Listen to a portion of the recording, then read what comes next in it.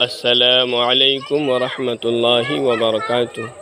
میرے بھائیوں، اگر آپ کے پاس مال و دولت نہیں ہے، زمین و جائیداد نہیں ہے، مکان و دکان نہیں ہے، تو تم اس پر بھی اللہ تبارک و تعالیٰ کا شکر ادا کرو۔ کل قیامت کے روز حساب دینے میں آسانی ہوگی، وہاں ذرہ ذرہ کا حساب دینا ہوگا، وہاں نیک اعمال کے سوا کوئی ساتھی نہیں ہوگی، سب کو اپنی اپنی پڑی ہوگی، ایسی مصیبت کی گھڑی ہوگی۔ دنیا کی غفلت سے ہوشیار ہو جاؤ۔